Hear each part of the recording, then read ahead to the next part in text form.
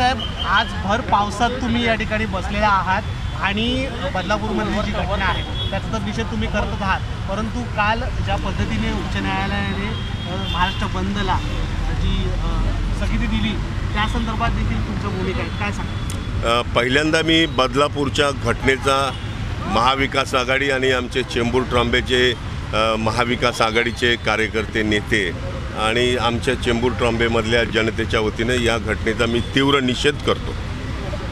या संबंधामध्ये आम्ही आज महाराष्ट्र बंदची घोषणा आमच्या सर्व नेत्यांनी केलेली होती, परंतु कोणीतरी एक पिटिशनर तिकडे कोर्टामध्ये गेला आणि त्याने कोर्टामधनं आर्ग्युमेंट करून जजला सांगितलं की हा बेकायदेशीर बंद आहे आणि कोर्टानं तशा पद्धतीचा निकाल दिला की बाबा बंद होता कामा नये। आणि म्हणून मग शेवटी आम्ही ठरवलं की बंद न करता प्रत्येक तालुक्यामध्ये, गाव पातळीवर, जिल्हा स्तरावर, शहरभर या घटनेचा निषेध म्हणून आपण सगळ्यांनी उतरायला पाहिजे।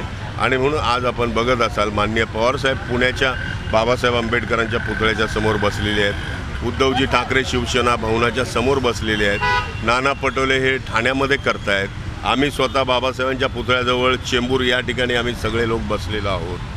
यासाठी बसलेलो आहोत की हा जो अन्याय अत्याचार वाढत चाललेला आहे, सरकार बघ्याची भूमिका घेत आहे, 12-12 तास याच्यावरचा FIR होत नाही आणि मग पीडितांना न्याय कसा मिळणार? आणि मग आपण बघतोय की राजरोसपणे, अत्यंत निष्ठुरपणे ह्या बलात्काराच्या, अत्याचाराच्या घटना घडत आहेत। या घटना जर वेळीच आपल्याला थांबवायच्या असतील तर सरकारनं या बाबतीमध्ये अत्यंत कठोरपणे आणि ठोसपणे कारवाई करणं फार आवश्यक आहे। आणि अशा पद्धतीच्या ठोस आणि कठोर कारवाई केल्यानंतर हे जे नराधाम जे राजरोसपणे फिरत आहेत आणि राजरोसपणे असा अन्याय अत्याचार करतायत त्यांना मोठी चपराक आहे।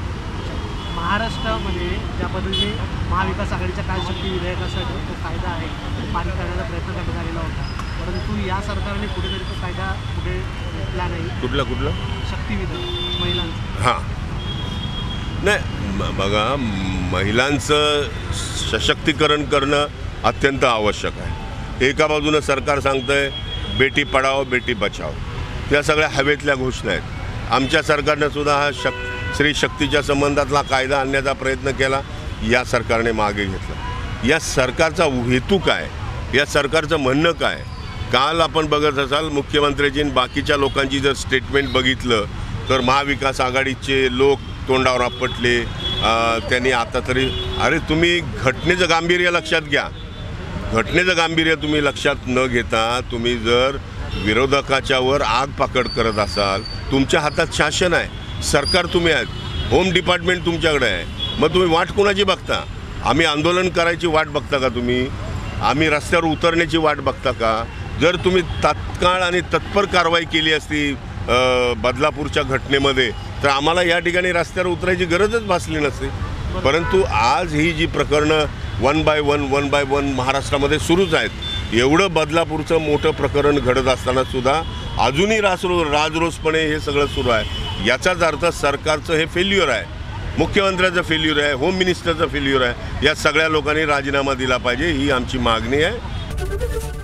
ABP माझा, उघडा डोळे बघा नीट।